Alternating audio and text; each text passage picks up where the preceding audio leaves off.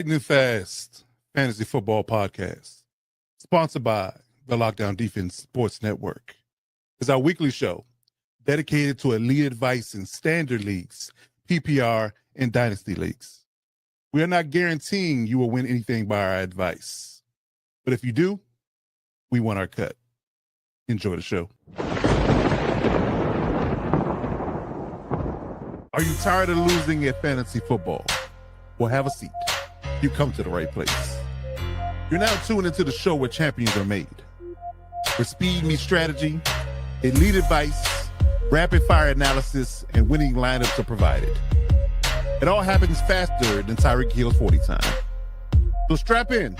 Let's dominate your draft, crush your matchups, and take a ride all the way to that fantasy goal right here on the Lightning Fast Fantasy Football Podcast. Let's go. Yes, indeed. Yes, indeed. To all my heavy hitters and lockdown defenders, welcome to the Lightning Fast Fantasy Football Podcast. I'm your host, Coach Defense, alongside the real AG, Alice Givens. Good sir, what's going on out there? What's happening in the fantasy world? What is popping through week 5? Man, I had a pretty solid week 5, except for, I know we'll get into it, but I just can't catch a break in the redraft Lightning League, man. It's just, it's going downhill fast. Let's just say that. You know? Right. But other than that, I mean, pretty good. I only had 2 losses on the week. I had some pretty dominating victories, pretty close ones. I had one that came to literally Brian Thomas's last catch won me a game. Oh, that's lovely. That's I was lovely. pitching to the dude in real time. I was like, I knew I should have started Kareem, which was like in hindsight, Of like course. why would I ever start him? But dude had like 2 touchdowns, and then boom. Yeah, But yeah, it was a pretty good week, man. Not bad, not bad. Yeah, I can't complain either for the first time this season, probably. And I did pretty good. Yeah, I had a nail biter in my Dynasty League. Finally got my first victory there. You know, shouts out to that. But yeah, definitely got a victory in my Dynasty League, you know, our Dynasty League, and got a victory in our redraft league. It was a little bit sweaty though, because I had Patrick Mahomes left and I needed feel like it was like 12 points. He got it early, and then he threw that pick. I was like, "Oh God, please, Patrick, don't fall off the rails, please, for good love of God." He simmered down quick, dude. Yeah, exactly. So I was a little nervous, but yeah, much like you in our redraft league, I can't get right in my electric shock league for some reason. I just can't buy a big victory over there at all. I'm putting up points. I score over 100 every week, and I still can't win a game. So, and I went this week past. I went against the top guy, second guy. Now I go against the top seed, Bro James. Ironically, who I'm going against, he's the number 1 seed, undefeated. So yeah, the Bo Bros is gonna be a rough road fighting his team this week because he had a mob.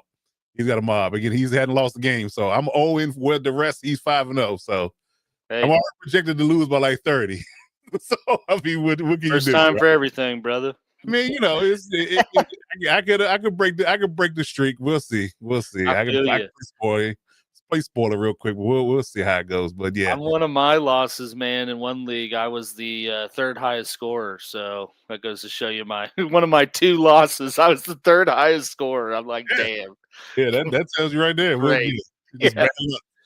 Bad luck. Because even our redraft league, like, you know, the 2 losses I got, I think I'm like the third highest scorer, but I got I'm behind you by a few points and points given up.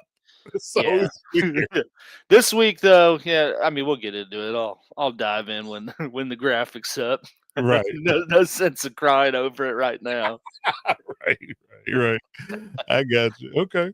Well, yeah. So as we do each and every week, we get into our fantasy football content. And first and foremost, if you're looking for fantasy football advice at any point in time, our hotline is always open. So the Lightning Fast hotline, you can call in at any point in time to get fantasy football advice. The number is 240-249-2220. Again, 240-249-2220. Leave us a voicemail, give us your information, and give us your fantasy questions, and we can either announce them on live or just get back to you privately, and we can get you their fantasy football advice that you sorely need to get ready for week 6. So hit us up on our hotline at any point in time if you're not watching this live. Or hit us up, now if you want to broadcast live if you can't get on the podcast at this very moment. But yes, our hotline is always open to core hours. We'll say 10 to 10 Monday through Sunday. We'll put it like that. We're not available 24/7. We're not gonna put that on us. We're not gonna give us that juju, but for the most part, we're available. If you're looking for fantasy football advice, throw a hotline. But anyway, getting into the content of the show as well, we do our recap each and every week. Our Lightning Fast Fantasy Football League Weekly. We got 2 leagues that we sponsor. Our Redraft League, the Lightning Fast Fantasy League, and our Lightning Fast Dynasty League. So we'd like to give a quick shout out to the leagues and give a quick update of what's going on in the leagues week to week. So we'll get into the actual brunt of what's going on in the league this week and who the matchups panned out. Cool Cat, what's happening? Ironically enough, one of our league mates, Cool Kevin, in our Redraft League. Shouts out to him. So we give a quick overview of what the standings look like, who won in matchups, and what the matchups going to look like next week. So starting in our Redraft League, we got it's the interesting battles. I knocked off 5 from the ranks of the unbeaten, so there are no unbeatens now, right? We like the NFL, really NFL, no unbeatens. No, DZ, I could not upset him. All right, I'm sorry. My bad. Forgot about that one. Beat me while I'm down, why don't you? I'm sorry. What is this? I'm sorry. My apologies. I apologize. I don't like to kick a brother while he's down. But so I got the victory 141 to 127 over him. Again, Patrick Mahomes came through for me. Robert bounced back in a big way after taking his first loss. He beat Kurt. He's 4-1. Cody got a victory against Josh. He's 3-2. You unfortunately, succumbed to DZ's awesomeness, I guess you can say. His championship awesomeness, because he seems to can't lose a game right now. But yeah, magical run, man. I'm saying he's doing it big. And he's like the Eagles right now, just can't seem to lose. Well, although they lost this week, but typically they on that type of run. I know what you meant. Yeah. And you got Coach Mike Dub coming through with a victory against Coach D Bev. So that was an interesting matchup there. He's 2-3. And Cool Cav, unfortunately, couldn't get the victory against Keith. Keith won that match at 127-93. All right. So in the Dynasty League, like I said, it was a nail biter. It came down to the wire. He had Brian Thomas and Trevor Lawrence, and had Trevor Lawrence throw to Brian Thomas on that touchdown, I'd have lost. And that'd have been 0-5 instead of 1-4. But I got the victory against the Go Farmer finally. I'm out now 1-4. I'm off the schneid. 155 to 154. It's literally, inches. But hey, in the words of Dominic Toretto, no matter if you win by inch or a mile, winning is winning, right? Yeah. Winning is winning. So I'll take that victory all day. Panda and Team Spice. Team Spice didn't come to play at all this week, man. It was brutal. 60 points. Did he even check his lineup? Damn. Right. Everybody on a bye. That's terrible, dude. 60 points. There's like 20 people in the starting lineup. No, you only got 60? Jesus. Yes, that's a bad I got to look. go look now, Spice. Yeah. You might have to call him in. Like, what did you do? I don't know. You had a nice victory there. I think you might have been you were the second to top points getter because the guy S. Rich got 173. But you got 161 to 122. You beat Drew Dudley. S. Rich nail biter against B. Shank. No, they was 173 to 168. Jesus, they was battling. They was fighting that one. Spice played a full lineup, dude. I mean, and he's still on the guy's 16. It wasn't great. I mean, his super flex was Devin Singletary. That gives you enough. He had Trey McBride and Isaiah Likely out there. Oh, wow. Tolbert, 0 points. You doubled it up on tight ends. It's bad. Yeah, it's bad. He did have a lot of bye weeks, but damn. Yeah, that's rough. That's rough. Hey, man, you looking for a trade, man? I'll at your boy. Spice. How let me Team Spice. But yeah, so Roddy Shank and Nightmare had a serious spirited battle. Nightmare got the victory 139 to 112. And S. Boyles was actually almost 200. I didn't see that until just now. Jesus. And he's undefeated. 197 to 154. He's like these in the other league. Like, he just can't be stopped. He can't. It's crazy. He's literally the top scorer every week, I think. It's brutal. It's brutal. And we'll see how many points he scored in the next slide or two. But yeah, he's rolling. He's got all the answers right now. He's got all the answers. That's all I can say. All right. So getting to the week 6 matchups. So who's facing who? Here's the standings, of course. Bring this up so everybody can see it. So these are his tops at 5-0. He's got with the 577. Robert is 4-1, 583, actually above that. Above DZ, 5 with 4-1. Me 3-2, Cody 3-2, Mike Dub 2-3, Cool Kev 2-3, Keith 2-3, Kurt 2-3, and no winless teams this year. But we got 3 1-4s. We got AG, we got Bev, and we got Josh bringing up the rear at 12. So yeah, I got some work to do down in the lower ranks if they can turn the season around. And now's the time. But here's the matchup for this week. We got Coach Defense against Keith. We got Robert against Coach D-Bev. We got Cool Kev against Josh. We got you against Mike Dub, ironically. His squad crime there. Hell yeah. That's good stuff. DZ is actually slated to lose based upon a screenshot here. Will he take his first loss against 5 this week? 4-1 versus 5-0. And 5 about to get a victory, man. But knock him off that high horse. And Cody going to face Kurt this week, so we'll see how things roll, man. But we'll cover these matchups. We'll see who wins next week and see who can take that next step to get that fantasy gold. All right. So in the Dynasty League, of course, S. Boyles is running rush out of everybody. What's the 848? I'm reading. Yeah, that is ridiculous. Yeah, he is leaps and bounds above everyone else, bro. He's got 100 more points than that's crazy. Bichance, dude. Like crazy. Damn. 848 and through 5 games. That tells you all you need to know. And B-Shank at 2 with 743. He's 3. This is the thing. Everybody is 3-2 behind S. Boyles. Like he's just steamrolling everyone else. I'm saying Riley Shank, everybody else is beating up on each other, and he just beating everybody. That's crazy. So B-Shank and Riley Shank, the brothers are both 3-2. S. Rich is 3-2. You're 3-2. Spice is 3-2. Nightmare, Bauer, Panda, and Travis are all Jacob is all 2-3. And then me and the Go Farmer, who ironically faced each other last week. Battle of the basement. 1-4. So yeah. So that was a battle in the basement. The battle in the basement. That's how going down in the basement, man. That's all I can really say. Going down in the basement. So yeah. So I get to go against Nightmare this week. All the projections not looking good already. You know, like that. Gold Farmer going against Panda. So that's 1-4 versus 2-3. You going against Jacob. 3 versus 2 and 3. So somebody's gonna be at 500 and somebody's gonna he could be above 500 or you could be 4-2. That depends on how that breaks down. Oh, we're taking down Travis Hunter. I ain't worried. So this is actually 1 versus 2. S. Boyles and B-Shank, they're going against each other for 1 and 2. So that's going to be a good matchup. And then Drew Dudley and Riley Shank is going against each other, both 2-3 and 3-2. And then S. Rich, 3-2, going against Team Spice versus 3-2. So that's a good one. Going against battles this week. Spice.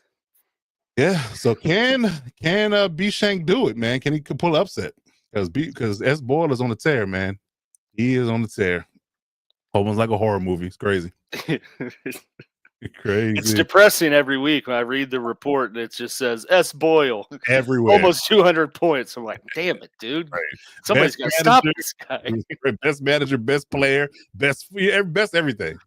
It's just bad. It's just bad. You know, but again, maybe he'll run the marathon fast and he'll start to wheeze in the back at the end. Maybe he'll start sprinting early and fizzle out. Who knows? Who knows? But yeah, somebody got to put a stop to the train. That's all I'm saying. All right. So that's our fantasy football dynasty and regular league wrap up. So we'll get back to that next week. But let's get into some best performers, some top performers. Let's talk about that. So who was the best guys in this week, and who was the had that shining moments, quote unquote, throughout the fantasy football week? We'll get into that. So let's start off with the offense here. Quarterbacks in the ladder.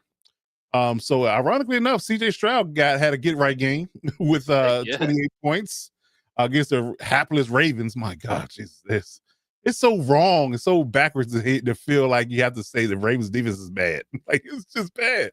It's crazy. It doesn't feel right to say. That's all I can really say. I mean, they were very banged up. I know I said that last night. Like, I mean, half or more than half their starting defense is out, but even before that, though, I know, bro. It's hard. You try to give them the benefit of the doubt a little bit, but then you're like, damn. Yeah, he still gave up 44. Yeah, but it's bad business, man. Bad business. So CJ Stroud ate well off the Ravens defense. Sam Darnold still playing good with ball. Through 5 weeks, he only had one mediocre game. He's balling out there in Seattle. Dak Prescott again. We talked about them two last night, and then Baker Mayfield and Daniel Jones or how they just shocking the world that they with their quarterback play. So he's on the list with 28-3 as number 3. Patrick Mahomes saved my biscuit in our league with 27-7 at number 4. And Trevor Lawrence, ironically, in the same game, came through with 27-2. And so yeah, he's playing well. So we'll see how that bows and continues. But yeah, so those are your top 5 quarterbacks. So I benefited from Sam Darnold and Patrick Mahomes for sure, because Sam Darnold is my super flex in our dynasty league, and Patrick Mahomes is my starter in 2 other leagues. So yes, so I had a good week. So you're a pseudo Chiefs fan sometimes, is what you're saying. You know, I mean, what's that? I said you're a pseudo Chiefs fan sometimes. Only in fantasy football. Yeah. Listen, my allegiance is only to my team in real life. In fantasy, it's all bets are off. I couldn't tell you though how many every Chiefs game this year. Well, I'm in 9 leagues, so obviously, like every time they play someone, I probably got someone on the other team. I'm like, I want them to win, but I need Brian Thomas to have a touchdown and like 90 yards. There you go. There you go. Yeah. That's the thing about fantasy being multiple leagues, man. You start betting against yourself at some points, and you just like, man, you know, you just pray for everybody goes off. Nobody play any defense. I need all offense here. All gas, no breaks. All gas, no breaks. That's what we need. That's what we need. Okay, so the running backs, Rico Dowdle, of all people, top this list, looking like, you know, prime Adrian Peterson in Carolina this week, filling in for Chuba Hubbard, who was hurt. 32.4. So who had Rico Dowdle in their lineup? Please tell me. If you're in the chat, please tell me who had Rico Dowdle in their lineup this week, because man, that was a risky play and it paid off. I did not. I was a victim to Dowdle in like 3 leagues. Oh wow. I'm like, damn, how did they pop off? And I just see the 32 points. I'm like, damn it. One person. Yeah. Right. Yeah. Brutal. And Jonathan Taylor is still, you know, committing murders, fantasy murders with 31-6. Kyron Williams, one of my fantasy starters, 31-1. With the fumble. Yeah, right. So imagine what he had not fumbled. With a goal line fumble at that. Ironically enough, he would be the top earner if he didn't fumble, because that's 2 points gone off this total. Mm-hmm. But yeah, we had a solid day despite the fumble. But yeah, Chris McCaffrey, you know, same game, ironically, 27-9. And Bill Korsky-Merritt coming through with 27. My flex for my flex in the league I can't win games in. He popped off and I still lost. The big beautiful Bill, man. Hey, I'll do you worse, man. I have him in our lightning fast redraft league, but I also have the same combination in another league. So in one I started Bill, in the other I started DeMarcado. In the lightning fast league I started DeMarcado. Oh damn. Yeah. It was a rough one, dude. I was just like, I can't put all my eggs in this basket. We got to mix it up. And I'm like, I'm already ass here, so it's not any worse. Then I saw DeMarcado run that touchdown, and I was like, yes! And we all know what he did. Yeah. We all know what happened. Exactly. Don't need to rehash. Punched by his own coach. Right. Didn't get fined. Yeah. Crazy. I swear, this NFL league in here these days is a weird season, man. It really is. It's almost like the Twilight Zone. Yeah. All right. But yeah, run us down these wide receivers and tight ends. Yeah, man. So wide receivers, we had some dogs, some consistent dogs pop off. Mm-hmm. You know, I'd say borderline fantasy wide receiver MVP right now, coming in at the number 1 top earner of the week, Emeka Ebegbu. With 31.3. I mean, just continue. Like, it is just, it's unreal how good he has been consistently so far. Even with losing Mike Evans, I thought there might be a little dip because it's like, well, teams can just focus on him. But no, I mean, he is the real deal, bro. So it is crazy. Jamar Chase finally getting back into the saddle a little bit with 29 points. Granted, some of that was in garbage time, but things are looking better for him. I won't take the garbage, though. Listen, no matter when you get it, as long as you get it, that's all I can say. Exactly. And things are looking up for him rest of the season. JSN, another Ohio State dog, doubling down. I mean, he's been pretty solid in that wide receiver 1 role in Seattle with 27.2. Stephon, the BBL King, as I noted several times last week, dude, perfect lineup. I said he's going to take it personal, be a revenge game. 24 points without a touchdown. Yeah. I mean, he was just roasting them, and then Puka has just been on an ungodly tear Yes, at sir. the start of this year. He is on an unreal pace for stats right now. He had 24.5. You know, I saw a report that start of the year he found out his girlfriend cheated on him or something, and I guess he just decided to go scorched earth mode on the league. Hey, But I'm man. here for it, bro. Somebody gonna pay for this infidelity. Yeah, I Somebody mean, gotta pay.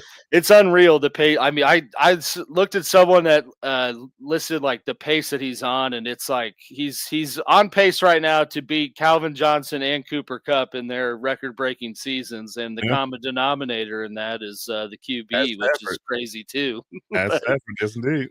But yeah, he is just lighting it up. He had 24.5. I think going to Mhm. continue to do that as we'll get into later in the show. But Yep. yeah, wide receivers good showings all around. And then for the tight ends, we had some consistent guys, and then some kind of guys just coming out of left field with some big points. At this number one guy right here, AJ Barner, who I did note on our Tuesday sleepers, I'm just with saying. Just saying. 24.3, and just it's crazy. He only has 14 catches on the year, but he has like 7 Double digit, touchdowns. yeah, double digit fantasy points in the last 2 weeks. He's leading. He's tied for the NFL lead in touchdowns by tight ends so far with just 14 catches on the year. It's ridiculous. It is Like ridiculous. the dude is a home run hit. He's like Joey Gallo. He hits a home run or he strikes out. You know, Right. there's no in Aaron between. Judge. Yeah, Aaron Judge there's tight no end. in between.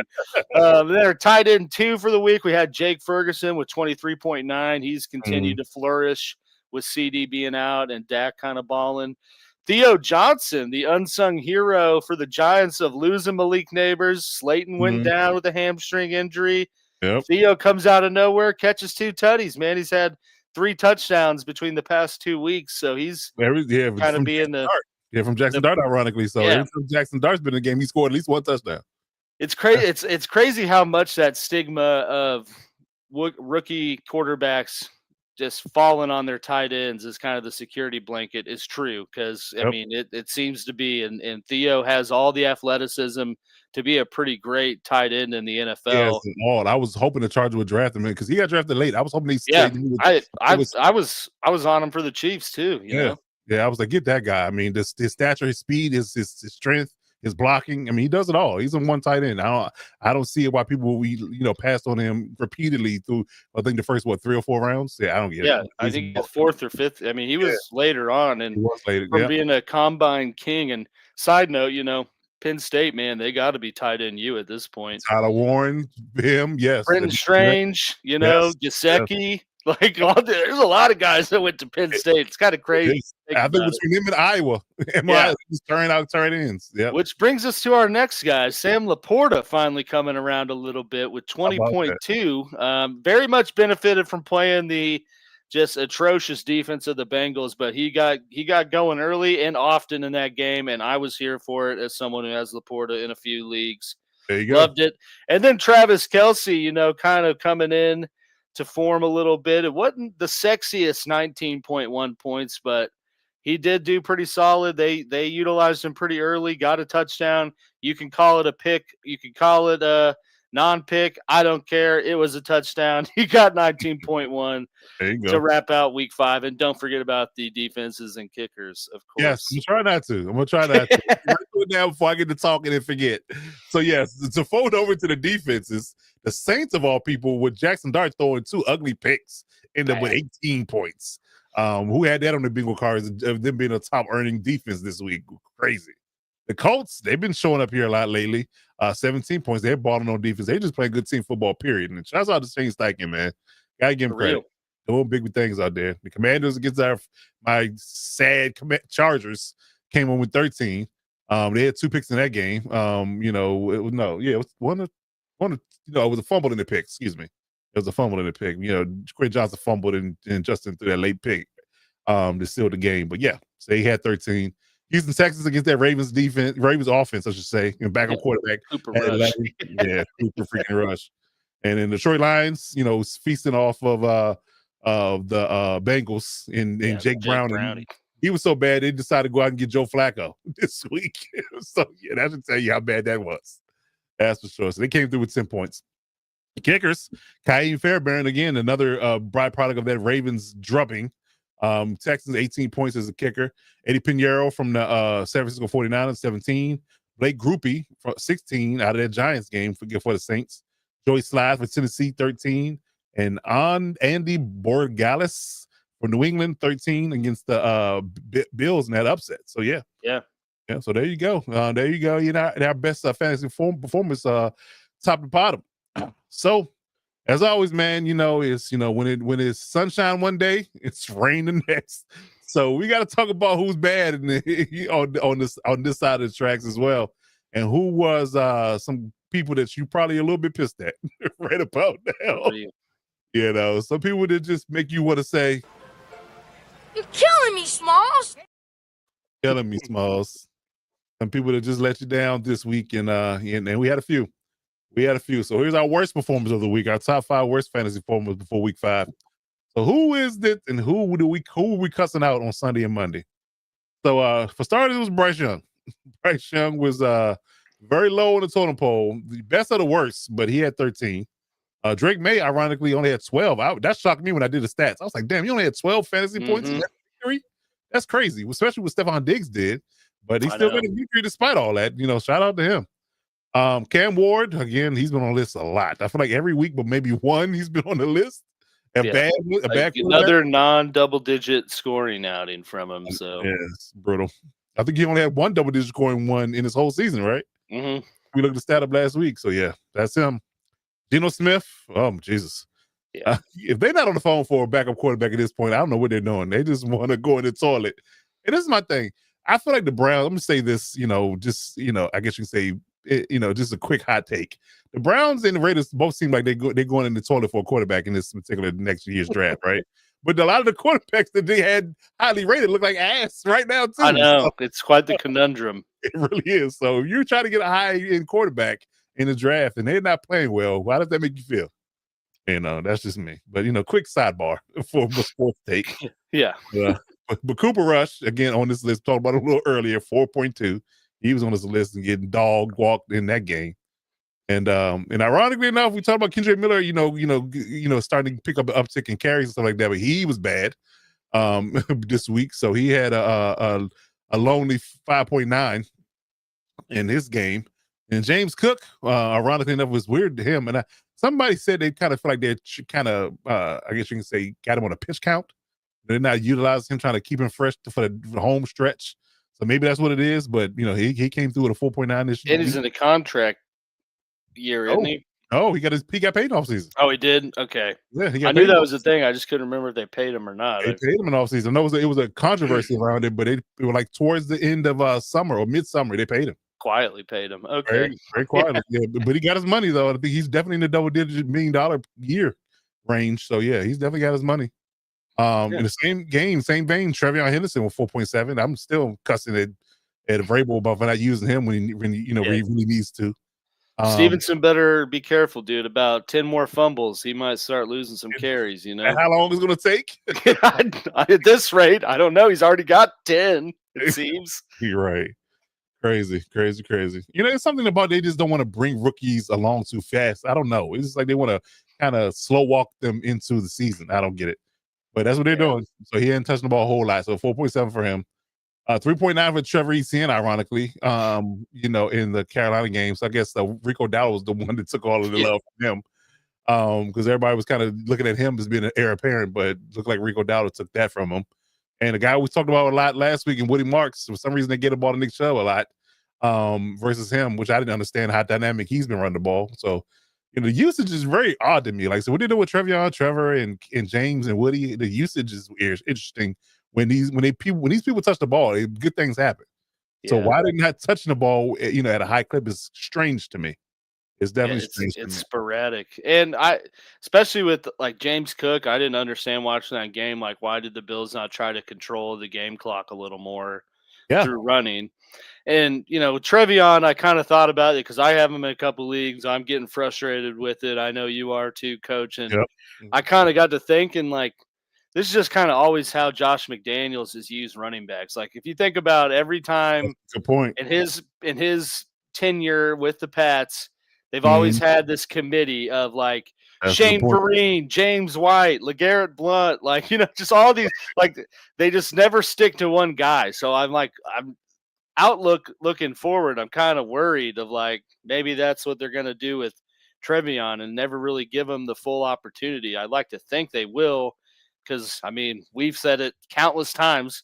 When you see him get the ball, you can see the reason he got drafted, the reason he's in pretty high company and, leading rushing yards in Ohio State history. Like, I just don't get it, man. It's crazy.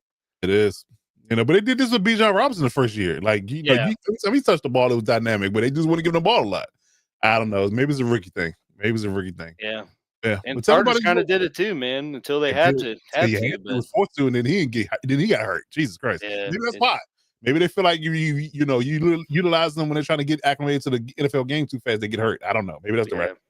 I don't know, man. But for these receivers here, we had some guys kind of fall back down to earth. Some guys kind of continue to go down the trail of ass they've been on, Right. But yeah, Troy Franklin kind of brings things up as the best of the worst with 8.5. I mean, I don't get what's going on with Troy Franklin. He had one big game where he was like wide receiver 3, and then he hasn't finished really better than like top 40, but the targets are there. So it's like, it's got to come at some point. Kayshon Boutte, Big Booty, was, a primo pickup early in this season, had like, was the go-to guy for a little bit, but as Diggs has been coming on, we've seen him kind of fall to the wayside, and you see that here with the 7.3, which was like his highest output in the last few weeks.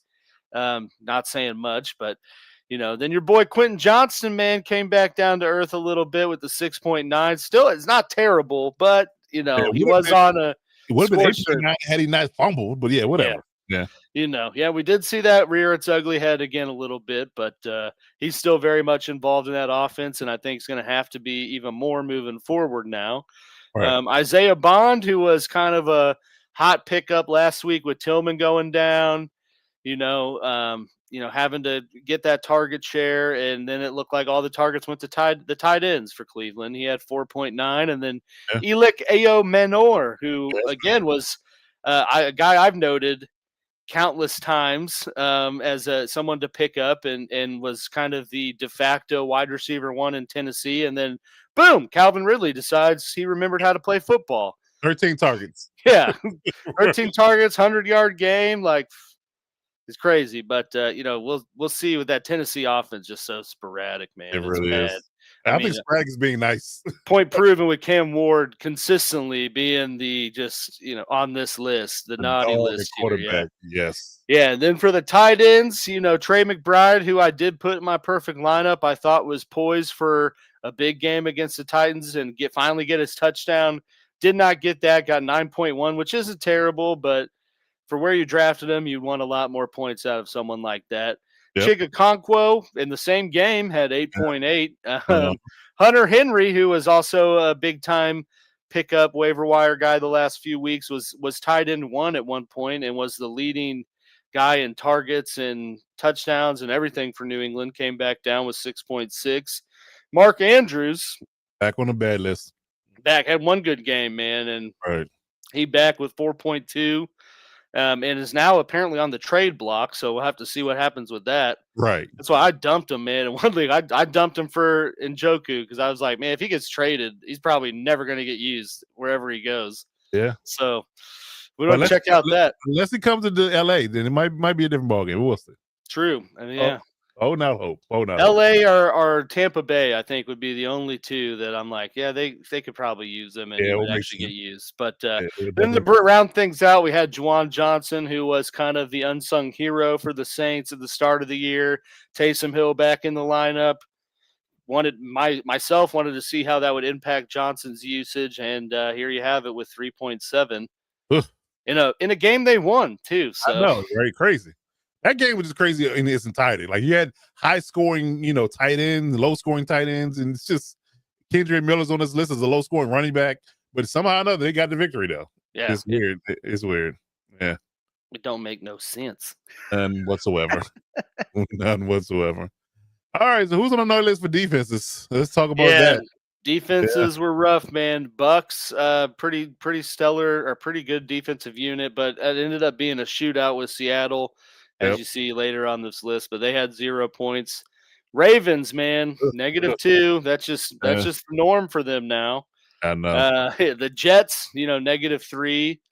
Not looking good on that side of the ball. I didn't realize Seahawks, they were winless either. That's another thing. I didn't realize the Jets Yeah. were like They- 0-5. they're the only winless team, right? I think so. I Yeah, think so. man, it's tough.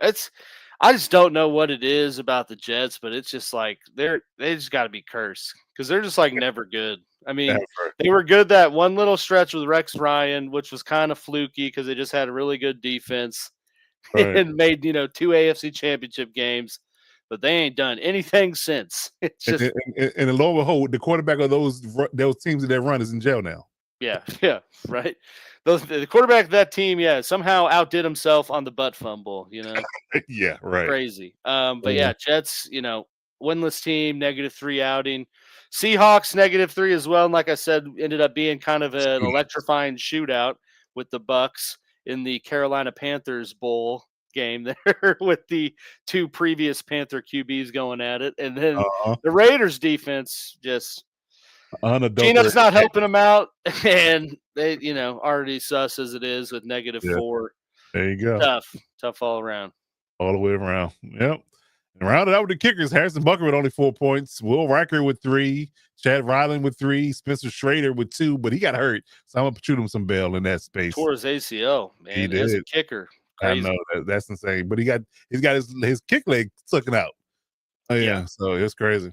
And then the guy by the name of Jude McTominay for the Giants. I guess they they putting anybody out there to kick when he had 2 points. Yeah, so yeah, it's interesting. Must have had a drawing for fan of the week. Gets to be the kicker, Right? You want a sweepstakes? All right, Jude, come on out, buddy. You're up, bud. Let's go. You can do it. We believe in you. Gosh, I'm not just Peyton Manning. I'm motivated Manning. Yeah, right. You can do it. Yes, indeed. So well, that was your bad week's kicker. So yeah, hopefully they can turn it around, at least for Harrison Butker and Will Riker's sake, because they're on good teams. Right. That's for sure. All right. So moving on down the line, let's talk about bye weeks real quick. We're in week 6 coming up. So we got 2 teams on the byes this week. We got Houston Texans and the Minnesota Vikings. So if you have any Texans or Vikings, they're all home this week. So keep them out of your lineup for sure. Your CJ Strouds, your Nick Chubbs, your Woody Marks, your Nico Collins, those guys, Justin Jefferson, Jordan Addison, Jordan Mason, ironically, Jordan and Jordan. I just realized that was the same thing on the same team. I don't think anybody started Carson Wentz, so we'll just leave that. But TJ Hawkinson, so leave those guys on the bench this week and find some replacements. So speaking of that, let's talk about the replacements and do our injury updates. So who's on the injury list this week and who is a good replacement for them that could fill your lineup this week for either a bye or injury that could ultimately get your fantasy football win this week in week 6. So to start off, we got some questionable ones and some more concerning ones. I think the last 2 are the more concerning ones. Jackson Dart, has been dealing with a hamstring for 2 weeks now. He first injured in the Chargers game, and he's been dealing with that for 2 weeks, but he's been playing through it. So limited in practice yesterday and today, I believe, and he's questionable for the matchup this week, but I do believe he plays. Anthony Richardson, I'm just not sure why they even put him on here, but he has an ankle he's been practicing. But as long as Daniel Jones is upright, I think he's going to be got it in limited fashion and still got hurt somehow. It's right. That should tell you all you need to know, but whatever. Yeah, so he's injured. So in case Daniel Jones goes down for some reason, you already know he's injured. But who would have them playing him unless you got a desperate superflex Hail Mary fit, right? But yeah, so then Lamar Jackson and Brock Purdy round out the list. Lamar doesn't look like he's going to practice or play this week again, likely out. And Brock Purdy probably trending towards doubtful, it's likely out as well. So another Cooper Rush and Mac Jones week. If you got Mac Jones, good on you. But if you got Cooper Rush, pray for your fantasy team. We're sorry. We apologize. We'll get that out the way now. All right, so running backs, like we talked about before, Marion Hampton is out this week. I'll place on IR, so he's going to be gone for the next 4. Chuba Hubbard didn't play last week, and I'm concerned about them and his calf because every time somebody has a lingering calf, if you rush them back too fast, it turns into something worse. So, especially running back, man. yeah, exactly. So I would say that they should err on the side of caution, especially if Rico Dallas going to look like prime Adrian Peterson. Revenge game for him too, man, against It Dallas. It is. So I would put my stock in Rico Dowdle playing another week, but we'll see what Chuba does. But yeah. But he's definitely questionable this week again with his calf injury. Antonio Gibson, ironically, unfortunately, tore his ACL in his last game against the Bills, so he's out for the season. Tyrone Tracy is actually trending towards playing. I think they actually announced today that he's going to play. Yep. So he showed that he's coming back. So that kind of sullies my Cam Scatterboo train. Maybe. I thought he's gonna be gone later. Yeah, I thought he's gonna be gone longer. I thought Tyrone Tracy's gonna be gone longer with the show. They said 3 to 4 weeks, and he came back in 2. So I guess maybe he smells the competition. Yeah. With Scatterboo, but he's limited, but he should play. Bucky Irvin's like he's gonna be out another week. Limited. Looking at it's questionable, but the champion is alive and kicking. There he is. Yeah. We're all impressed. Yes. Golf clap. Yes, indeed. Yeah. But Bucky Irvin is likely he'll probably miss another week. So there's another Rashad White and Sean Tucker a matchup for this week for Tampa. And Trey Benson's interesting. The computer always messes this up, but Trey Benson's out, for the foreseeable future. So now it's the Michael Carter show because Demar Carter's in the doghouse. Yeah, no doubt. Yeah. So, but yeah. So Trey Benson is out. DeMarcado is out. Then Michael Carter is probably the likely lead guy in that room for sure. All right. So talking about the wide receivers, Alex, who's on this list? Who plays and who doesn't? Yeah. So I think one of the big ones we have Christian Watson. Getting activated. His window was active off the PUP.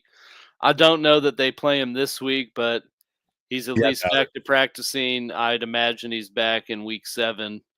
They are out of their bye and getting healthy.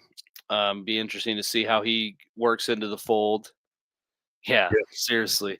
Right. Darius Slayton already announced that he's out for this, game Thursday, hamstring. Right. I think I noted this on, our Monday hangover, just with those hamstring.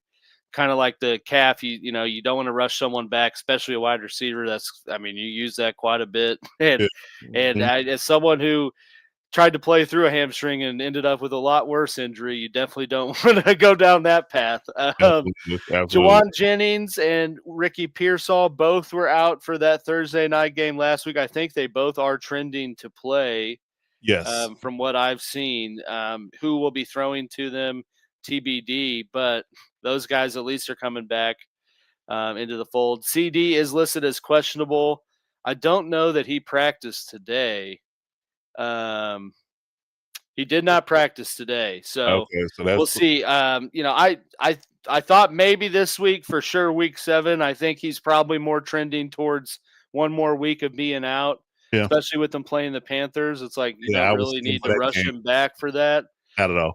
So I could see him sitting out this week one more time, which I wish they would just go ahead and do that so I can keep in my freaking IR slot and Sleeper can stop telling me I got ineligible people in there. But hey, that's a different bitch for another day. Bitching for another day there. Well, they could do like the ESPN didn't he? And he's actually listed as out. He was never on an IR in the ESPN. So I had to sit him on my bench. I couldn't even IR him. Oh, really? You're not in a man. I always say you can put people out in IR. I'm like, that's the whole point of the IR. Like, come on, right. like, come on. But either way, it is what it is. And then Demarcus Robinson, where 2 rise from the ashes, 1 has to be left in the wreckage. It appears to be Demarcus Robinson. There you go. I don't think practice today, and it's probably questionable. And if they're getting their 2 receivers back, they might not rush him out there. So you definitely want to monitor that. But, the one to have is Kendrick Bourne out of that B grouping for San Francisco. And even then, it's like, who knows what impact they'll have with the Jennings and Pearsall back in the lineup. True indeed. All right. And round out the tight ends. Short list. Yeah, so George Kittle Still out on IR. I wondered how they're going to feel about him coming back because he should be eligible next week, I think. So we'll see how they monitor that, but he's going to be out in at least another one. Grant Katera out or questionable for the Eagles, but even still, with him, Goddard is eating up all the targets. So yeah, I mean, unless Goddard goes out for any reason, he's low on the totem pole. But the big one is Brock Bowers. I think they're trending towards sitting him another week after his late scratch last week. They late scratched him last week, so I think they're going to sit him again this week. So we'll see how that goes. But I think Brock Bowers is the main one that people are kind of leaning on. Probably got drafted high, and he hasn't been able to do much because he's been dealing with the knee all season. So since week 1, and he tried to play through it, and then it turned into a deep bone bruise. So it's right. Yeah. So and again, to your point, the longer you play on those kind of things, it can end up being something worse. So you got to monitor especially it. in the knee, man. That region, it's like ready to blow at any time. Lower body injuries, period, man. Yeah, lower body injuries, period. You got to be careful with them. Got to be careful with them for sure. That's for sure. All right. So if you got guys that are on this list, or you got guys that have on buys, we can give you a quick rundown of who we think is going to be the guys that can be a quick replacement for them. No, we were here too. We were with you, dude. Right here. I think I got him in our league. Actually, I do. I got Tucker Kraft in our league. So yes, I was right there with you. Right there with you on Tucker Kraft. But yes, he's doing his thing. So for quarterbacks, for at least this week, I think Bryce Young is a decent play. Tua Tagovailoa is a decent play as well. Aaron Rodgers coming back off a bye, he should be fresh. Ironically enough, it was a little bit of a hot take for me on the live show last night with the lockdown blitz, but I think Joe Flacco comes back and airs it out at his second trip to Lambeau in one season, and not being in the division, which is hilarious. But I think he has a chance with those receivers to light it up. And everybody, when they play a backup quarterback for the first week, don't seem to know what to do with him. For real. So he can have a big game. And of course, Dylan Gabriel is, I guess if you're desperate, around at the top 5 realm of quarterbacks that you can get. And the running backs, of course, we talked about Mario Hampton being out. So Kamani Vidal should be the lead dog, and that's coming from a Chargers fan. He should be the lead dog in the clubhouse for running backs. And then Sean Tucker is a good backup option for Rachaad White. So he should get some burn. And Michael Carter for the Cardinals. So he should be the lead dog there with Emari DeMarcado, trying to work his way back into Jonathan Gannon's good graces. Yes. So, we'll see. Yeah. I did want to ask you, Coach, how you feel about Haskins with the Chargers as well? I don't. I have been a proponent of an argumentative person about why they kept Haskins. Because, well, that's not enough. Yeah. It's not enough. He's solid, but it's not enough. Shout out to Kendrick Lamar.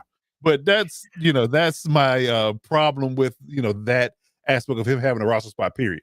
Because his claim to fame and his best attribute is pass blocking, right? But once you establish that Mario Hampton, when he was healthy, was a great pass blocking running back, you didn't need a guy to do that. And it's a complete and utter tell. Because if Haskins in the game, likely not giving him the effing football. So he's not Haskins his black belt on. He must because they put Vidal on the practice squad and kept Haskins on the active roster. Please explain that to me. It's crazy. So, I don't get that. And again, Haskins has never been a great runner, no matter where he's been.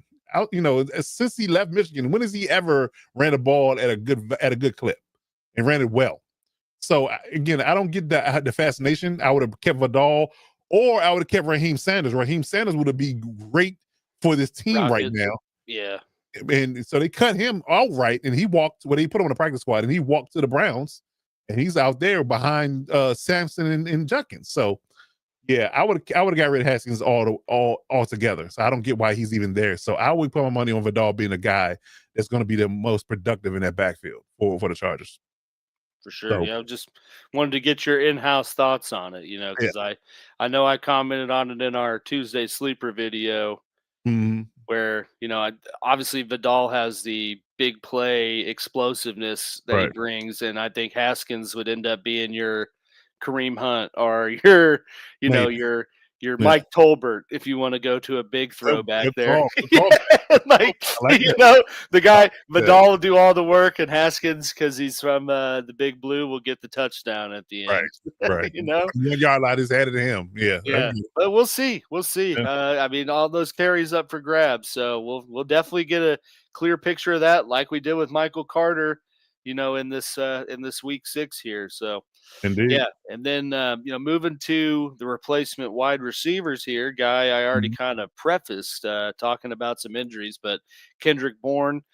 I mean, he was de facto wide receiver 1 last Thursday, and he definitely balled. He had 20-something points. I don't think had a touchdown, but had, you know, well over, I think 14 or so targets, 100+ yard game. Like, he did solid. Want to see where Pearsall and Jennings are at, but if one of those guys are down, or, you know, just with Kittle, he might still be a solid play just with the kind of chemistry he's building with Mac Jones if he's out there, or even Purdy. We'll see. And then, you know, Malik Washington with the Dolphins, obviously they're still trying to figure out kind of the target shares with Tyreek being out. But if you're desperate enough, you might as well buy into that with Malik Washington. We got Kayshon Boutte with the Pats, you know, still somewhat. I mean, he's involved. He's out there. He's running routes. He's getting looks. It's just Stephon Diggs has kind of been slowly creeping up, but he's still very much involved in that Pats offense. And then Torrey Horton, who's had you know, a little up and down so far. He's had 2 big weeks, and then you know, not a whole lot in between there. But electrifying player, definitely brings some explosiveness and has a nose for the end zone at times. He could be a solid replacement as well. And I really like Torrey Horton because he's a special teams player as well. Yeah, I mean, he's already didn't he house a punt 2 weeks ago and a touchdown in his like almost 30-point game. Yeah. So you got that component to it as well. And then with the tight ends, man, we got Theo Johnson, guy we've already kind of praised a little bit, but like I said, he's caught 2 touchdowns last week, caught one the week before, and I think will be the security blanket for Jackson Dart, especially with not only Neighbors out, but Darius Slayton out now too. And then we got Harold Fannin Jr. He caught a touchdown last week from Gabriel, another rookie QB with a security blanket. So did Njoku. They both kind of had a, you know, Spider-Man meme-esque game where they both had like 4 or 5 targets, the same kind of yardage and a touchdown. But I think just looking at season outlook, Fannin offers a lot more, and I think's already been more involved, you know, in that Cleveland offense. AJ Barner, guy we've already talked about, 14 catches, hella touchdowns. Boomer bust, but if you're looking for a replacement, you might as well go for the big boomer, you know. Then Jake Tunges, who might be in his last week in that offense with Kittle creeping back in, but he's been quietly solid as well. But, you know, a lot of the tight ends, man, it's always boomer bust on the touchdowns, unless you're getting your Bowers or McBride, where you know they're getting, well, not right now at this stage for Bowers, but you know what I mean, like the guys that are for sure, I mean, automatically getting 12+ targets a game. Outside of that, I mean, it's all feast or famine on the touchdown with tight ends. Great, agreed. Okay, all right. So so if you have any ability to get these guys in waivers, man, please do so. Put your claims in and get that rolling and put them in a line this week, and I think you have some good success. All right. So speaking about ups and downs in trade markets, let's do a quick segment called Trade Market Hot Buys. We're gonna give you some investment advice. We're not fantasy football brokers for the moment. Me and AG are fantasy football brokers, and we're gonna tell you who you should invest in and who you should sell your stock on, in a sense. So who is a buy low, sell high candidate in our from our perspective, from our POV. So starting off with the buy lows, I think guys that are kind of bubbling to the surface and they could pop off, you know, leading into the, you know, you can say the heart of the schedule, heart of the fantasy schedule, getting into the playoffs. So you got 1 quarterback, 1 wide receiver, 1 running back, and 1 tight end that we have listed here. So for me, I think that, you know, Drake May is on the cusp of being a really good quarterback for fantasy purposes, especially, and starting to develop some chemistry with Stephon Diggs and others. You know, Hunter Henry was talking about earlier in the shows. So if you got a pretty good rapport with your number 1 receiver and tight end, I think that bodes well for some good fantasy production. I like that. As well, on the top of the fact that I think they're scheduled for the next 3 or 4 weeks, they get all play 1-win teams.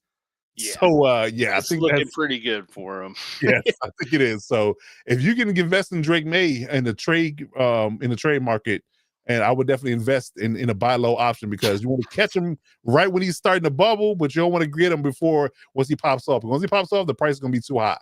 Yeah, So I they would have definitely- Saints, Titans, Browns coming There you up go. here. See my point. So yes, I would definitely buy low on Drake May right now if you can trade for him for sure. So what do you got on your side, AG? Yeah, man. So my buy low and love the Drake May one. He's a guy I'm riding with him in the Lightning League. I've been high on him on this show before, so I agree with that. Mine is Caleb Williams, who is currently QB 16. Does not have the best of matchups here in Week 6 against the Commanders defense, who you saw was a top performer last week. Maybe a little scarce or kind of outlier, but still not the best of matchups here. So I think he's in primo buy low time because not good matchup this week coming out of his bye. So whoever has him didn't use him this last week. They might be riding high on the QB they used the week before, and he has a pretty good schedule, kind of in the crunch time of fantasy playoffs and big games that have the implications. So I think you just look at that, and he's QB 16 right now, and coming off of a bye, building with Ben Johnson. I think we are about to see some better things out of Caleb Williams than we already have this year. I like it. My bad, DZ. It's Darake Mai. I'm sorry, sir. I mispronounced his name. My bad. My bad. You're absolutely right, sir. I stand corrected. Indeed. Okay. All right. So my running back is Breece Hall. For 2 reasons. I think that because the Jets are 0-5, defensive minded head coaches tend to get back to basics and what they like to do in their philosophy and running the ball. So I think especially with Braylon Allen being hurt, I think they're going to get into the business of running Breece Hall and using him more so in the offense. So why he's a Jet, and I say that because of this, because if or when he is a trade piece or could be a trade piece that for a needy team that we're going to need a running back and be able to use him in a better offense, a better situation, like the Chargers, shameless plug. Chiefs, come on, baby. Yeah. So if he goes to a different team that's in the contention of playoffs, I think that he will ultimately be even better for you as a buy low candidate, because again, you can sell a person on, hey, they're 0-5, they're not doing much of offense, they're kind of lying in the weeds, don't necessarily want to do anything with Breece Hall, and get him now. And then if they use him more, if he stays a Jet, then that's going to be a good fit. If he goes somewhere else, to a run heavy team like the LA Chargers, nothing too subtle. And he could definitely be a diamond in the rough, and it could really pop off for you as a running back going forward. Yeah, no, I agree with that for sure. Mm-hmm. So what do you got on your side? Look like we got the Chase Brown train. Oh yeah, man. Yeah, we are. I'm big on Chase Brown as a buy low, blue chip type purchase here, our acquisition, I should say. Right. But obviously, been a major disappointment so far this year. I mean, he was drafted pretty high for the big PPR upside he brings to his game. Unfortunately, haven't seen that because one, Burrow went out, and Jake Browning doesn't even know where to throw the ball half the time. But right. I think, so you look at what he's done so far, obviously bad. And then you're bringing Joe Flacco into town, who averaged 8.5 targets to running backs in his first 4 games with the Browns. So, I think that Flacco and his vet savviness is going to utilize Chase Brown more than we've seen so far. And this is the cheapest he's going to be right now, because the minute he has a 20-point plus game with Flacco, if your league mates or anyone like mine, they're going to be like, well, no, I need your QB1. I need your running back 1 for this. Right. Right. So get them while you can. I'll just put it that way. I agree. Okay. All right. For wide receivers, I got Ricky Pearsall. Once he comes back healthy from his injury, which hopefully will be this week or for sure next week, I think he will ended up being wide receiver 1. And for some reason, as long as Mac Jones was the quarterback for sure, and Bart Party as well to a degree, he's been one of their favorite targets. I think his skill set is upside. His ability to get open. He kind of gives me an even faster, Cooper Kupp-esque, type of Ladd McConkey type of vibe, so I think that he's going to be a really good asset. And I think he'll come back at the right time because Kittle will be healthy.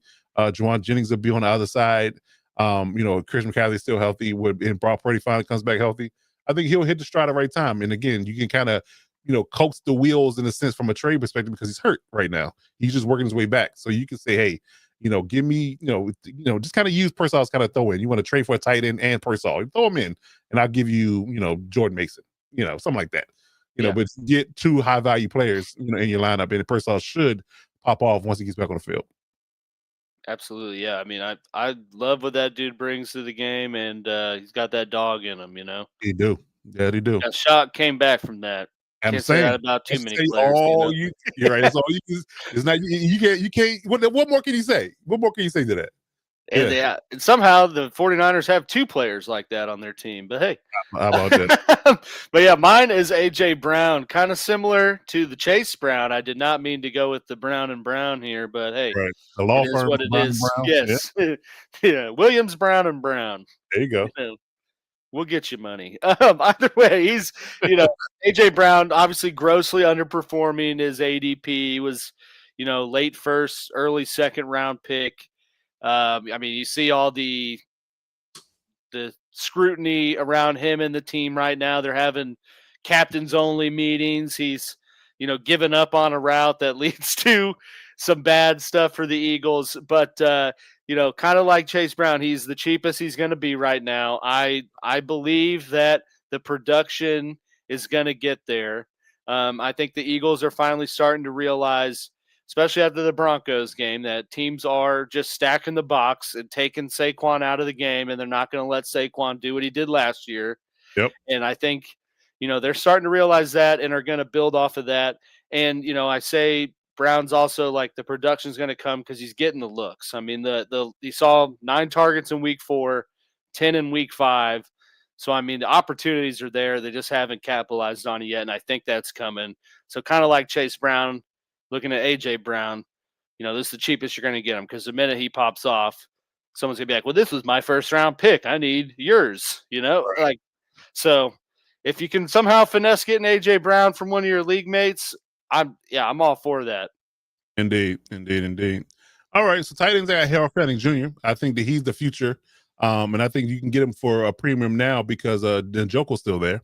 But he seems to be the more appetizing target to whoever is quarterback in the Browns, Flacco before and Gabriel now. And I think he's going to be more inclined to get more information in targets from Gabriel because, like you said earlier about Jackson Dart and using Theo Johnson as a safety net, I think Dylan Gabriel's going to be doing the same thing. And Harold Fanning just seems to be, just wide open. He's like 7-Eleven. He's always open. It's crazy to say, but I would say that because he's technically tight end too, I would definitely lean into getting him, right now because again, I think his price will be low. But if he catches a few more touchdowns from Gabriel in the next couple of weeks, the price is going to go up. So I would definitely buy low now. Yeah, no, wholeheartedly agree with that, especially with Njoku kind of had a solid game too. So Right. I think people are going to be a little blindsided by that. And not look at Fanning as much. But it's crazy that the dude's balling the way he is coming from Bowling Green, man. It just blows my mind. Yeah, like Right. bowling. I don't even want to play with them in college football, the video game. Like, Right. I just, like, That's who's long calling me? No thanks. That's a long time to take Bowling Green to the prominent land. What do you think that NIL deal is like for a Bowling Green, dude? Like, we got a nice in-town deal with our Popeyes, Yeah, Subway. Taco Bell 12-pack and get you a party sub every week for free. Right. Unlimited Subway cookies. What's that, Happy Gilmore? The cold cut combo. I eat 2 a day. Right. But yeah, I think I like Fanning. Mine, man, I tried to kind of go for a little deeper cut. But I mean, really just the state of the tight end union is kind of all over the place. Like, Brock Bowers tight end 1, it just hasn't performed. So you're kind of you're digging for scraps to find a productive tight end right now. And I think Zach Ertz could be that guy for you because, he has really underperformed these last 3 weeks, had a 0-point outing in week 5. But, I think that is somewhat due to the part of Mariota being out there for some of that. Yeah, yeah. Jane Daniels' first game back this last week without Scary T in the lineup. Yeah, that part. Yeah. But I just don't think that one bad week with his starting QB coming back into it outweighs, what he did at the start of the year where he was like a low end tight end one and being pretty productive. So if you're looking for a prime buy low tight end, I mean, kind of like Fannin, I think Ertz could be that guy for you too, because he has not done much, really these last 3 weeks. And, it's coming off a 0-point outing. So you should be able to motivate your guy, whoever has him, to trade There you go. for him. Right. Okay. All right. So those are buy low guys. Yeah, that was funny. The Wawa. Yeah. Wawa Buc-ee's. I get you a Buc-ee's shirt. Yeah. So guys we think that are kind of riding the wave right now that could be a sell high candidate. For me it's Daniel Jones. I think that Daniel Jones is I would, get while the getting's good, if you need have other needs. I'm not saying you got to trade him, but if you got a good solid quarterback on top of him, in your lineup, I would say sell him now because of how he's playing. And you can, fortify your lineup at the tight end and wide receiver and running back spot to, ultimately convince somebody to say, hey, he's balling. He's, 4 or 5 weeks straight. He's been in the top annals of scoring, sell high on the idea that he's playing well, and it hopefully with them playing good team ball, it will continue. But I'm not convinced because I think they're straight to the schedule for quarterbacks is super high. I think it's like a 4 to 5 star, which is 1 to 2 star. And that means it's really, really tough for quarterbacks going forward. His division still seem to be picking up. The Jaguars lead the league in takeaways. The Texas defense is nasty. On top of a lot of other teams they got to play. So I think if you can sell high on Daniel Jones, I would for my money. And you have another AFC South quarterback on your list, on your side. Ironically, yeah. I got CJ Stroud, who's obviously on a bye this week, right.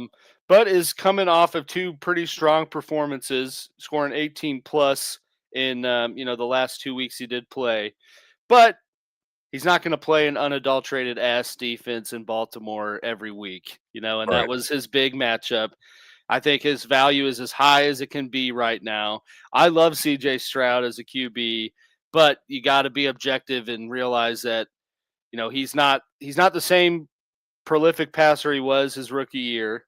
Right. And, they don't have a great supporting cast. And then you couple that with when he comes out of his bye, he's got to play Seattle on the road, San Francisco, Denver, and then Jacksonville. So those are 4 pretty solid defenses he's going to have to go against, to where I think that's going to skew his value if you try to hold on to him and move him later or something like that. So right now, if you're looking at someone for other trade candidates and they're QB needy, I think CJ Stroud is a primo sell high just because of kind of his rest of the season outlook. Schedule is looking pretty tough. Indeed. Okay.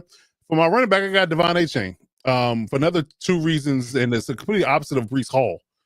Because his injury history scares me for either side. So if he's in your lineup and you could convince somebody to sell high on him and get a premium from him, I would. He's a trade candidate, so he could get traded to a team that doesn't necessarily have the ability to use him properly. Because the teams I saw out of maybe one team, I think that it's like, if he goes there, is he going to be any better off than he would be in Miami personally?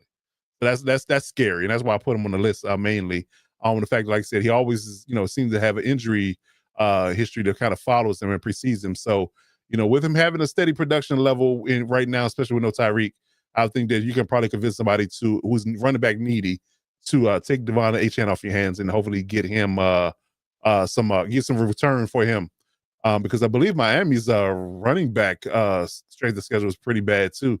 Mm-hmm. Yeah, they're in the bottom 4 of strength of schedule when it comes down to running backs. So that means it's a lot of teams that are stingy for running back points. So yes, I definitely believe that you can sell high on Devon Achane if you have him in your lineup. Yeah, I don't disagree with that. And like you said at the start of it, he's always got that injury Yeah. component to it. Right. And just the Dolphins in general are just Yeah. banged up and kind of done. I mean, there's already rumblings that their coach might get canned. So, Yeah, and you know, that's really gonna make for yeah, a stock drop for him. So yeah, exactly. so sell him now. Yeah. Yep. And then my sell high is J.K. Dobbins.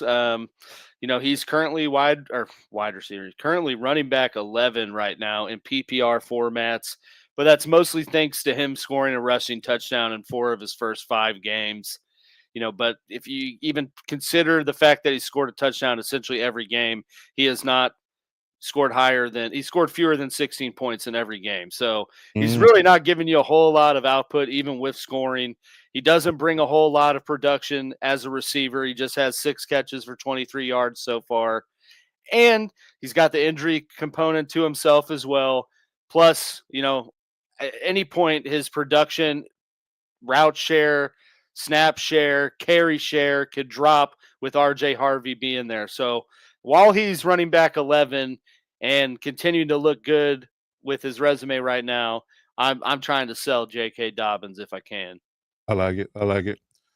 For me, I'm staying in the AFC South. Ironically, I'm selling high on Nico Collins. Yeah, because I think that his with them getting Christian Kirk back, this seemed to be just a little bit of a changing of the guard in a sense when it comes down to what they're doing offensively. Now they had one good week, but is that sustainable? One, if for one, two, they're the bottom 4 in wide receiver strength of schedule, so they're going to face a lot of good cornerbacks going forward. So that's going to be something to watch and monitor. But yeah, I mean, I think that it might be a little bit of a Harry Murray, especially if you're trying to right the ship. You kind of took a few losses like me in certain leagues. So if you got Nico Collins, you can sell him for a premium return on players. I would do it because I'm kind of questioning what this offense is going to look like holistically going forward, and being in that subdivision, and they're already looking up at the Colts and the Jaguars at this point. So I would say that if you had to do it, I would sell Nico Collins at a very high premium, because I think you can, because I think he was, his ADP was high. I think he was one of the first top five, wide receiver take off the board when they were drafted in any league. So I would look at that from that perspective, and use that as your selling point, and see if you can't get a good wide receiver and running back replacement at least for his price tag. So I would try to trade Nico Collins if I could. Yeah, I absolutely agree with that. With obviously saying, you need to sell C.J. Stroud, got a stack bundle to sell high. Why not? Why We not? stay with the stack bundle. Come on. We're the Stack Bundle podcast. Looking at mine, you were in the AFC South. I decided to pick guys with just 2 initial names here, with CJ, And DK. JK, and DK There you go. Metcalf as my wide receiver to sell high on. Because, this is, I think, going to be the highest that he is. Scored in 3 straight games. This is really the best week to hype him, because, you take that out of it, Steelers offense has kind of been lackluster. They're playing Cleveland this week, division game against an absolutely stout unit. I think, his stock could plummet pretty quickly after week 6 here.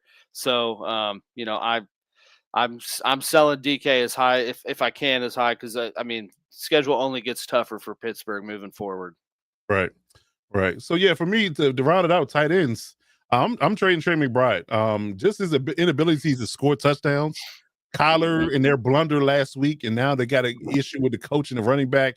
I think this is heading south. I think the Cardinals as a whole, as a team, is heading south. So I think that anybody on that team, if you have anybody as a Cardinal in fantasy right now, I think the easiest one to be able to sell high on would be Trey McBride. And moving him, because again, he's a talent. And I would say that it's just the issue with how they treat him in the offense. What Kyler does as far as targeting him, what they do as far as calling plays for him, and this and the third. So yeah, because he's a highly touted tight end, I would argue that you could probably trade him for a decent price tag, and move off of him, and maybe you could convince somebody to take Trey McBride. You get Harold Fanning and a running back, and boom, I feel like you won that trade. So yeah, Mm-hmm. so That's exactly what I was going to say, man. You look at that team that needs a tight end, but it's kind of plentiful at wide receiver or running back, and to then they're thinking, "Damn, I'm getting Trey McBride for one of these backs," and yeah, you're definitely winning that one. I agree with that, and I guess the kind of similar flavor here with mine, because I got Jake Ferguson, which is felt bonkers to put on because he is tight end 1 right now. Right. But Right.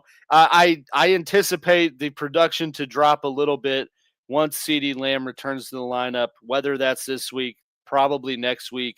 Yep. So really you got, one more week of him being just primo number 1 option in the passing attack for Dallas until I think things go a little bit downhill. Cause I mean, he's seen a drastic uptick in target share, red zone target share, and receptions per game with CD being out. So, I'm not really saying like you need to go rush to sell him, Right. but he's not going to become any more valuable than he is right now. And similar to the Trey McBride, someone who needs a tight end, but maybe a little stacked at running back or something is thinking like, damn, I'm getting tight end 1 just to give up this running back and, a Harold Fanning or, one of those kind of lower tier guys just in the optics of where they're at on the rankings. I mean, that's a good deal to make because, Ferguson's still going to be involved, but just not to the level we're seeing right now.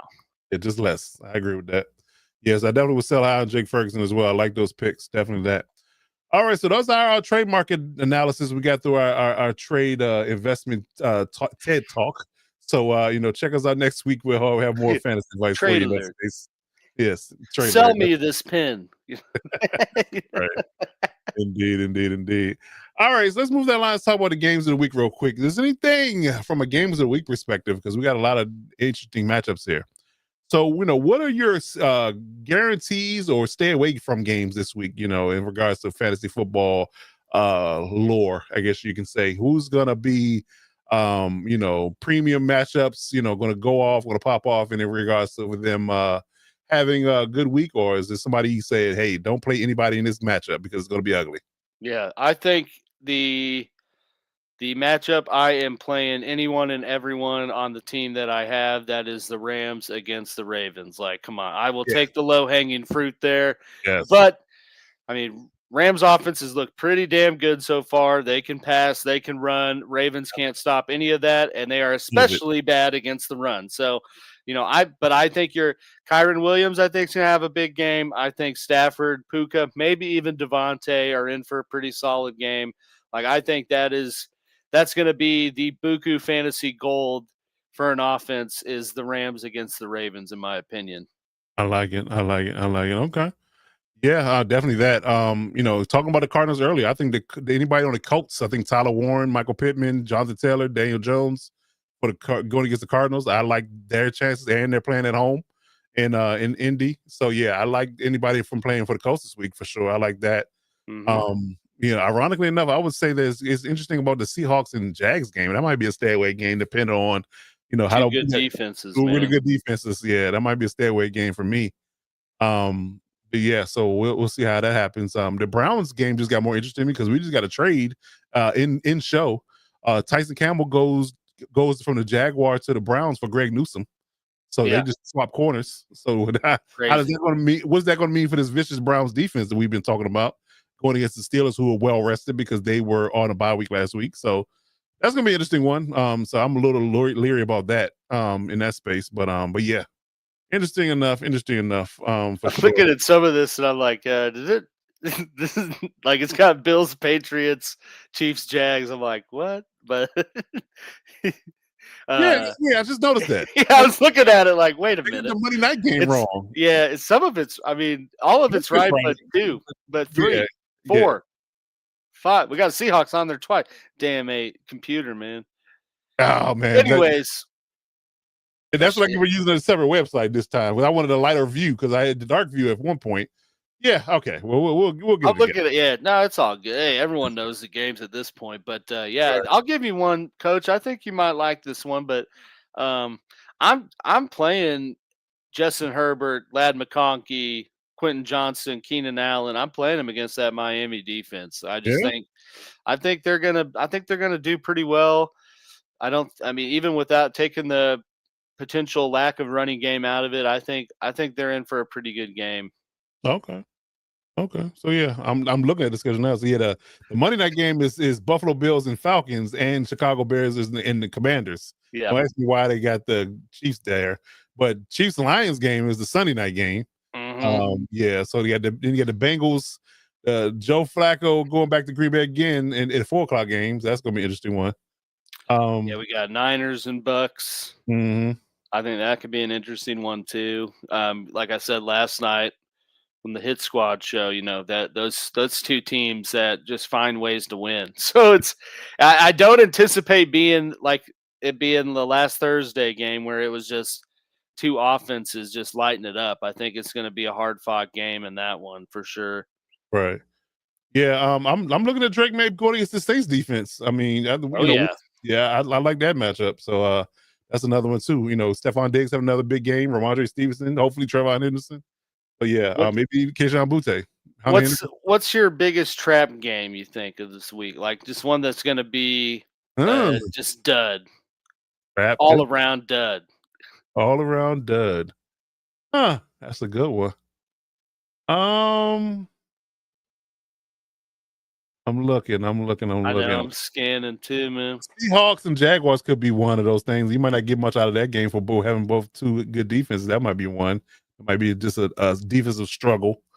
To say the ugly part out loud, the Titans Raiders game is gonna probably be. yeah. That'll be interesting for sure. Yeah. But yeah, that was one I kind of like. Oh, I don't know about that.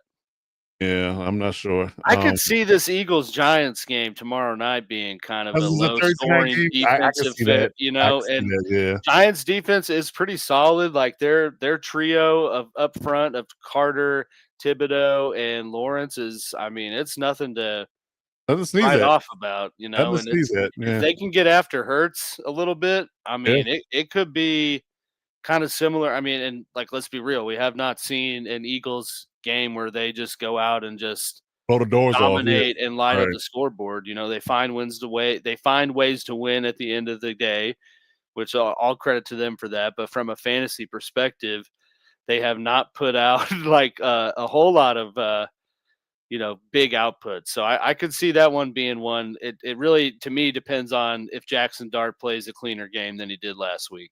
I like it. And this last one, I think the 49ers Tampa Bay Buccaneers game could be a shootout again, like it was in Seattle last week. That's the one. Seattle, the 49ers and the Buccaneers. Yep. That could be a high scoring game as well. I agree with that. Yeah. Especially if Pearsall and Jennings in the play. Mm-hmm.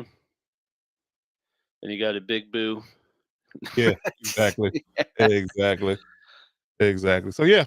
So those are your games of the week. So as we round out the show, let's talk about our one of our favorite segments. Let's talk about the perfect lineup. Yes, sir. So we each and every week we give you our best predictions on who's going to be fantasy gold for you from a whole entire fantasy football lineup perspective. So we give you a top to bottom quarterbacks through defenses and kickers. So starting off with me for week 6, I like Jayden Daniels on Monday night at home against the Bears. He had a interesting Hail Mary game against them last year to kind of propel their season.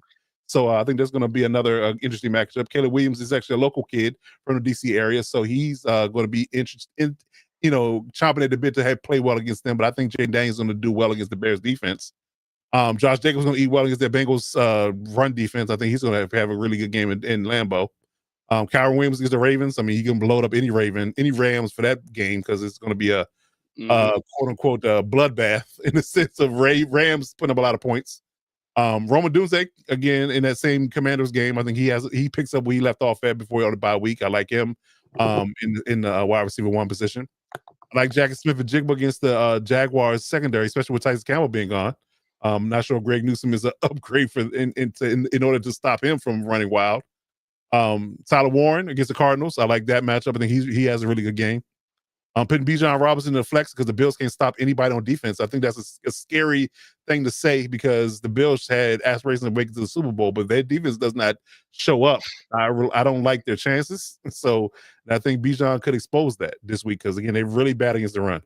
And with Ed Oliver being out, I think that's making it even worse for them. Matt Milano's kind of banged up. So it's not looking good for the Bills defense, which is saying something, about the team because McDermott is a defensive guy. But yeah, I like Bijan's chances against them in that matchup. And I'm going with the Broncos defense against the Jets. I think they frustrate Justin Fields in the offense once more. And I'm going with Matt Prater for against the Falcons as my kicker. So if you have any of those guys in your lineup, or we playing best ball, I think this is a really good and damn near perfect lineup for you if you can get that going for week 6. Yeah. All right, Real AG, what you got on your side? Yes, sir. My QB for this week, we got Jordan Love. I'm doubling down from what I did last week with Jared Goff going against the Bengals. Boom, we got Jordan Love coming out of a bye, getting a very suspect Bengals defense. I think he does pretty good. As you kind of alluded to, too, with your Josh Jacobs, I mean, I think it's going to be a good day for the Packers offense. My running back one, we got Saquon the Don going against his old squad Thursday. He is, listed as questionable, but I think that's more of just resting him on a short week. There's been no indication that he's at a risk of not playing. Revenge game for the squad that didn't sign him. It's kind of coming back to air if you've watched his documentary on Prime. He definitely let out some more skeletons in the closet on all that, and I think he has a little bit more of a bounce back game than we've seen just because of who he's playing. Wide receiver. Damn, I did it again. Running back too here. We got Ashton Jeanty with the Raiders going against the Titans, like you said. That's going to be a bad matchup. It's the two worst teams essentially going against each other. But, you got Jeanty, who's kind of been, as advertised, had a couple big games and is slowly seen an uptick in involvement in passing. In the passing game, he led the team in targets last week, along with 67 rushing yards.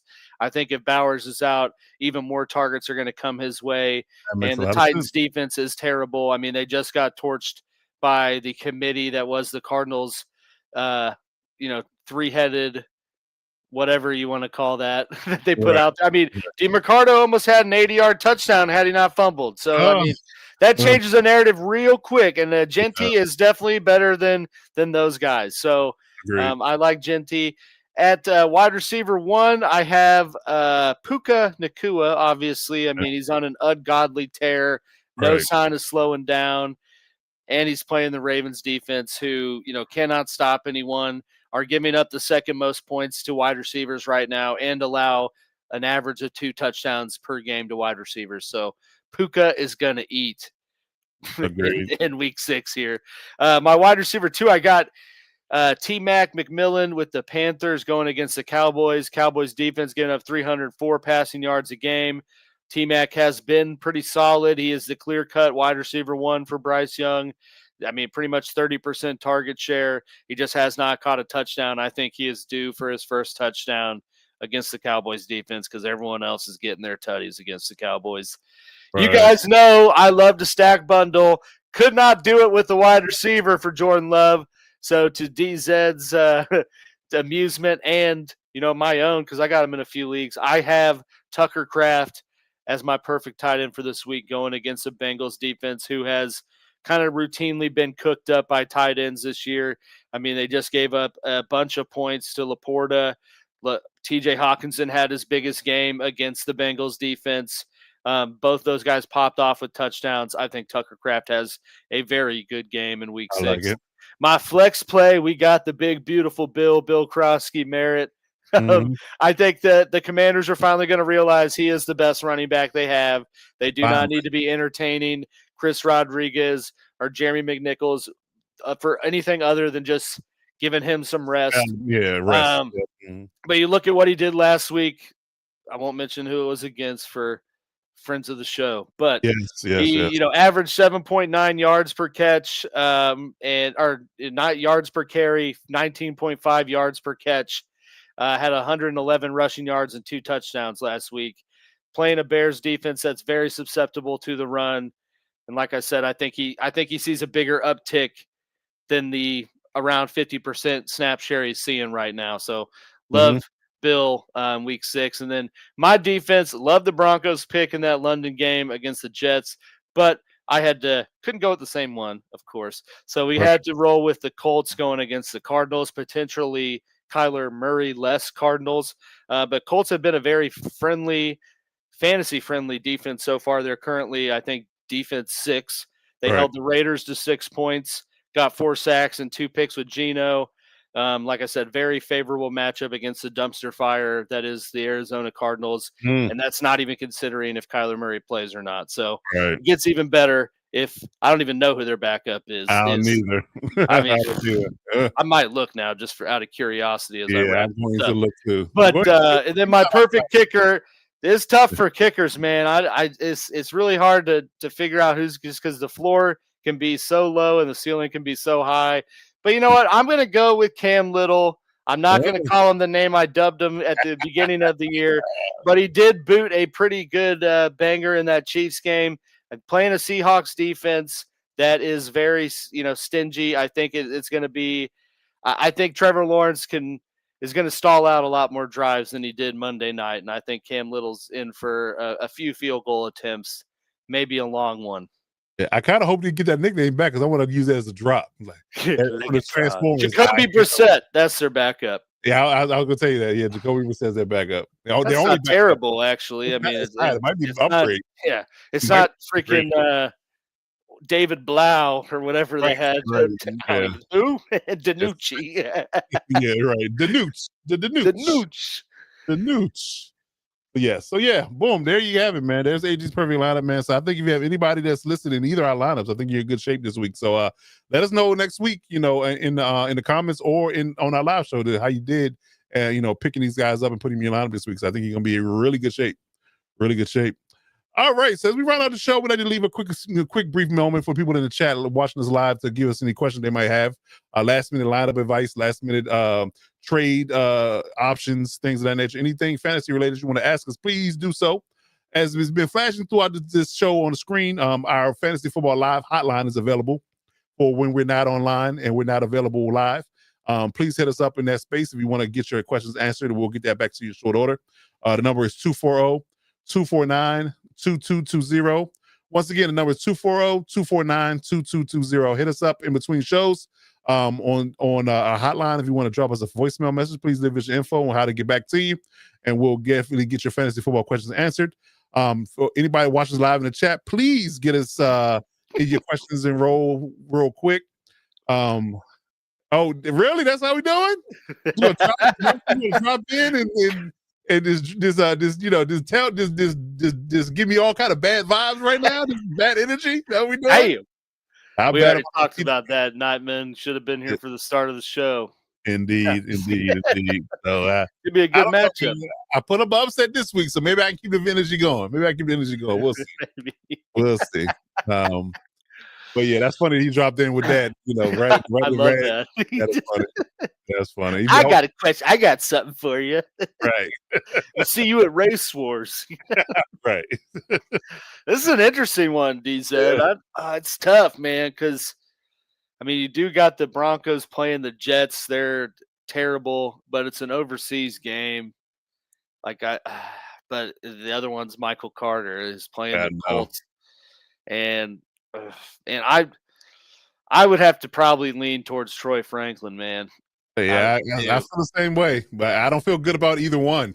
But if I had to choose, you twist my arm to choose, I gotta go with Troy Franklin in that one. I like the idea of having the better against the worst defense he's going against. Because let me put it, Michael Carter, for having the carry, he had 18 carries, clear lead guy, only had 51 yards, averaged less than 3 yards a carry. Yeah.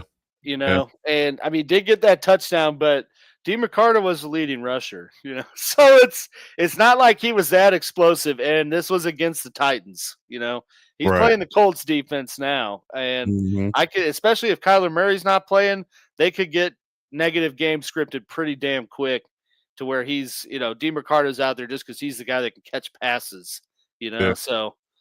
Yeah, I think I got to roll with Troy Franklin. I'm not just saying that because you're undefeated and I want you to go down. I do want you to go down, but respectfully, That's funny. Yeah. That's funny. Yeah, and the Troy Franklin targets have been there, just haven't amounted much. So maybe he can, turn the tide in this space. Ironically enough, Michael Carter had like 18 points in one of my leagues this week. It's the touch. I guess it's just how, depending on how you do touchdowns. Yeah, he had one touchdown, he had 5 receptions, and he had 51 yards rushing. So that's what did it. Yeah, there we go. It's a full But PPR league, so you got 5 points from the receptions, a touchdown, which is 6, and then you got 51 yards of rushing. So yeah, that's why he did it.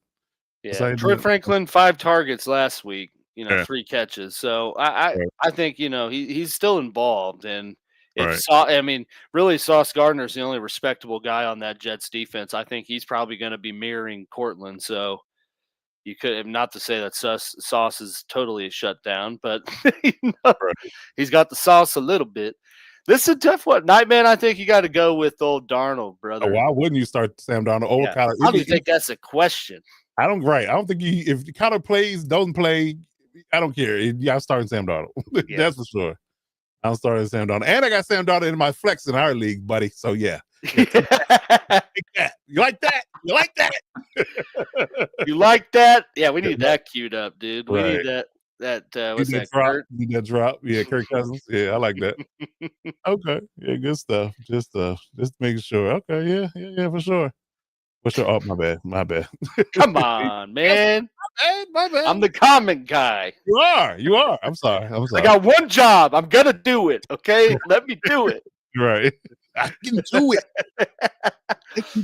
Man, that is a spicy one, brother. I'm taking Bill. You got to go with the big, beautiful Bill. Yeah, I'm going with Bill on that one. Feels weird saying that. I was probably it's not gonna stick. But you did. Hey, Waddle against your own. I mean, you should know, DZ. You think Waddle's gonna pop off against your own squad's defense? Yeah, I don't know. That's another reason for me to hate on it and say Bill should be the one. Yeah, I'm going with Bill anyway. But yes, hopefully that I'm right twice because I don't want to see Waddle do anything against the Chargers. Indeed. Yeah. No, I think it's got to be Bill. I mean, they're especially if with Scary T banged up, they're getting Jaden Daniels back into the mix. Like they're gonna need to lean on the run game so that he's not. I mean, in that game last week, Tom Brady was like audibly wincing at the amount of times Jaden Daniels was having to scramble around and stuff, and he's like, ooh, so they're gonna have to keep him, fresh. Yes, and to partially do that, QB's best friend's a solid running game, so I think they're going to use that against the Bears. Yep, there it is. Okay. All right, so we got any other questions before we get up out of here? All right. So, if you're looking for the Lightning Fast Fantasy Football Podcast, we are on YouTube, TikTok, Twitter, Facebook, Instagram, Lightning Fast FF on all platforms, even lightningfastff@gmail.com if you need to send us any formal documents through email. Hit us up on our socials if you have any questions. If you prefer to DM rather than call, definitely hit us up on socials. We'll answer DMs or comments in the chat for our videos. Check out Alex's shorts throughout the week, Monday, Tuesday, Thursday, and Friday. He will be dropping that as well to get you guys right for the week. And yeah, man, between our hotline and our social, man, we're here for you, man. So if you got any last minute, fantasy football questions to just burn a hole in your brain, you got to get it answered, man. Hit us up, man. But that's going to do it for us, man. Yes, sir. Another quick show in the books. Week 6 is upon us, and hopefully everybody gets a good week matchup. Hopefully they line up performance well, and everybody outside of Nightmare. Yeah. But I hope everybody else has a great fantasy week, and we'll get things rolling. And we'll be right back next week with another set of videos for you to get you right for week 7, man. But that's gonna be it for us. AG, you got anything else for the fans before we get up out of here? Nah, brother, good show tonight. Like I say every week, hope everyone has a blessed and plentiful fantasy week, unless you're playing me. There it is. Okay. All right, man. So that's going to do it for us, man. I'm Coach Defense for the Lightning Fast Fantasy Football Podcast. That's the real AG Alex Givens, man. Until next week, we'll see you when we see you. As always, you got to step up to lock it down.